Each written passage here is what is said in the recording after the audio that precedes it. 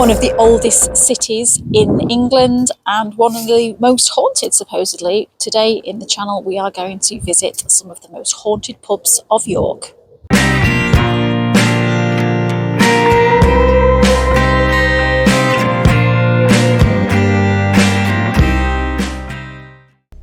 Founded by the Romans and later invaded by the Vikings, York boasts a rich history steeped in mystery and intrigue. But as the sun sets over the ancient cobblestone streets, the eerie whispers of York's haunted past come to life. From its medieval walls to its winding alleyways, this city is steeped in ghostly tales that have endured through the centuries. In this video we'll be going on a chilling journey through the shadows as we explore some of York's most haunted pubs, where spirits linger and the paranormal is palpable. Taking you through them one by one, we'll unravel the ghostly stories of the past, finishing the journey off by a stop at the Golden Fleece, renowned as the most haunted pub in the city, where the spirits of centuries past still roam its dimly lit corridors. So sit back and get ready to experience the otherworldly as we uncover the chilling secrets of York's haunted history. But before that, can I please ask you to hit the like button to help the video grow and subscribe to the channel to come on more adventures like this. Enough waffle, let's go. Ye Olde Star Inn, Stonegate. Dating back to 1644, Ye Olde Star Inn has a rich history and the longest continuous licence of all public houses in York, dating back to the Civil War period. It is undoubtedly one of the most haunted in the city. Although it's obvious that the inn is old, historians believe the cellar is even older than the rest of the building. This is where the most frightening paranormal activity is said to occur. Screams and groans of royalist civil soldiers who were treated in this building when it acted as a temporary hospital can be heard in the dead of night.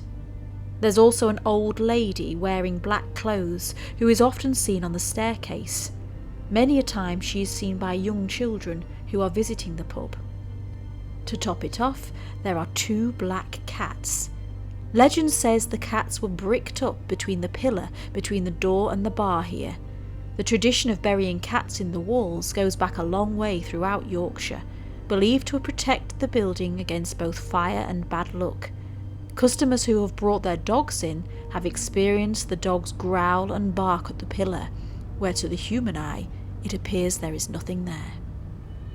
And now on to our next pub, the Snickleway Inn in Good Ramsgate. Parts of this pub date back to the 15th century, but it's not always been an inn. Evidence suggests it's been a brothel and a royalist powder magazine during the Civil War. Know that less than 5 spirits exist here, including Mrs. Tulliver and her cat Seamus. Customers report feeling Seamus rubbing up against their legs. Mrs. Tulliver herself has also been spotted by revellers in the evening. A young girl sits on the stairs. She is thought to be the daughter of a previous landlord who ran out into the road and was killed by a brewer's dray. An old man sits on the barrels in the cellar. He is also thought to be responsible for the poltergeist activity down there, as he throws tools at members of staff when they go down. And lastly, the spirit of Marmaduke Buckle is said to roam between a first-floor room and the building next door. Marmaduke was accused of witchcraft in the 17th century, and he hanged himself from a beam in the building next door. He carved his initials and date of death into the beam before ending his own life. And now, not too far away, we'll move on to the Old White Swan, which is also on Good Ramsgate. So one of the spots on our haunted ghost tour in York is the Old White Swan, which is a 16th century inn, one of the oldest pubs in York, so no doubt there's going to be some tales of spooks. And it's here that a group of Catholics have been said to be sitting by the fire. And what's really strange about this is the fact that sometimes the staff have supposedly extinguished the fire in the middle of the night, only for it to magically relight itself. Reports have also been made here of furniture being moved, thrown and toppled about, and the sound of footsteps are a regular occurrence. Moving on from the Old White Swan, let's now go to the Punchbowl in Stonegate. This Punchbowl was mentioned during the Siege of York in 1644, but there is no proof that it stood on this site. Part of the building was built in 1675, with the frontage constructed in the 1930s. A sign outside claims it is the most haunted pub here, so we'll see. Unfortunately, the former landlord died in one of the 2 historic fires that gutted the building. His ghost is seen going down to the cellar using a route that no longer exists. His whole ghost disappears into the floor. There's also a grey lady, reputed to be a woman who committed suicide after her lover was unfaithful. Her heartbroken ghost wanders the bar area and has been seen by multiple people. Another young woman was strangled to death by a drunk here in the 18th century when the building was used as a brothel. It is thought she may have been a sex worker who rejected the man's advances, and sadly her ghost is still seen to this day. Moving on next to another building with quite a dark reputation, we're going to go over to the hole in the wall at Petergate. Now, a hidden dungeon was discovered in this pub when some excavations took place, and people were claiming that noises were being heard from it while there was nobody there. So I will read a little article for you from the local newspaper that said, in 1816, excavations of the Board Inn revealed a dark secret. A hole was found which led to a dungeon where chains and manacles hung. A tunnel also found was bricked up by a superstitious builder because of accounts of eerie footsteps that echoed from the darkness. These footsteps, it is claimed, can still be heard today. There is a plaque up in the pub as well with some stories about the ghostly noises that are heard, and apparently a white mist has appeared in the bar and ghostly men and women have been witnessed. A secret tunnel was said to run from the cellar here down to York Minster, but it has never been found. However, the Minster's own prison was originally located nearby. The building here used to be the site of a prison, and there is still a window in the pub through which the prisoners used to be fed, which we actually sat next to. The pub's name is thought to refer to that, for the prisoners having to beg for food through a hole in the wall, hence the name Hole in the Wall. Now, I will briefly take you to a pub that is featured on a couple of my other videos in the past, and that is the Guy Fawkes Inn at Petergate, but it does need to be in this video because it is supposed to be one of the most haunted pubs in the area. It's famous as being the birthplace of Guy Fawkes, hence the name, and it is just a few steps away from the iconic York Minster. It is haunted by children who died of cholera, and psychics have picked up on the smell of sick when they've been going up the stairs towards the Belfry Suite. There are a lot of paranormal investigations that take place at this place, and you can find more information on that over on YouTube and other channels. But there are footsteps and objects that move in the dead of the night. It is quite a spooky little place to be if you do visit York. It's worth visiting, even just for the history. Now, before we finish off our video at the Golden Fleece, I'm going to take you to the Black Swan on Peasholm Green, which is about a 5-minute walk away from the Golden Fleece. This is a solid oak building. It was originally built in 1417 as a family residence. The pub today, though, wasn't built until the 17th century.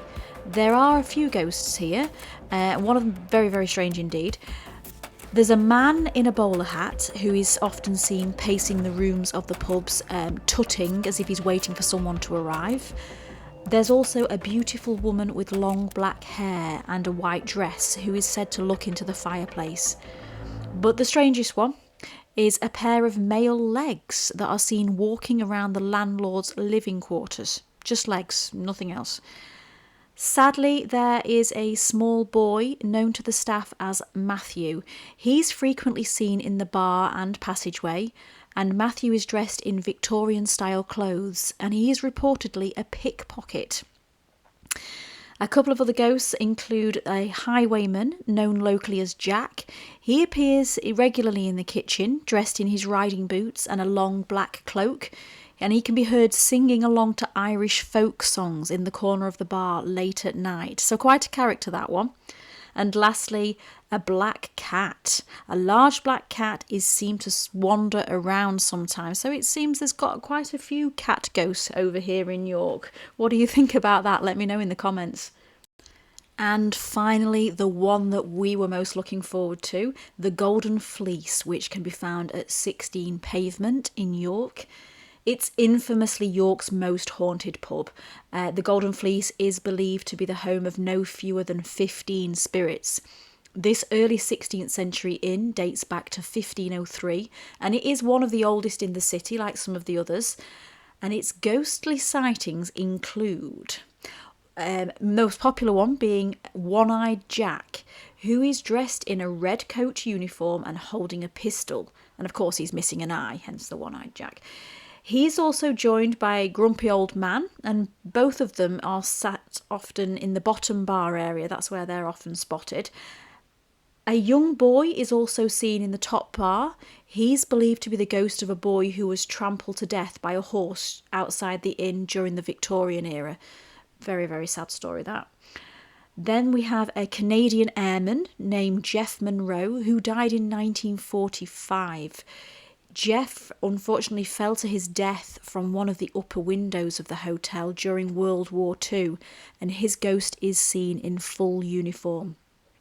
There's many unexplained footsteps and creepy things like that are spotted around, but another popular ghost here is Lady Peckett. Lady Peckett is seen wandering the corridors, moving things around, walking up and down the staircase in the night. You can actually book an overnight stay in Lady Peckett's room if you're brave enough. It's reported that multiple Roman soldiers in armour marched through the inn and into the wall in the cellar. The cellar is where dead criminals used to be stored as a temporary measure until their relatives came to identify them. So there's loads of dark history at this place. Funnily enough, it was investigated by Most Haunted TV show in 2005, who captured some convincing and unexplainable electronic voice phenomena. Maybe go and check that out if you've got time. The Golden Fleece is home to a macabre replica skull of executed prisoner Elizabeth Johnson, who was hanged on the York Knavesmire. For more on the York Knavesmire, go and visit one of my other videos on Dick Turpin, where we do a little walk round of that. But it is believed that Elizabeth was a regular at the Golden Fleece right up to her gruesome death in the 1800s. What do you think about that? What do you think about having a replica of an executed prisoner's skull hidden in the pub? Yeah, I'm not so sure about that, but hey ho, let me know in the comments. I hope you've enjoyed the video. Please do give it a like, and thank you for supporting the channel. Take care.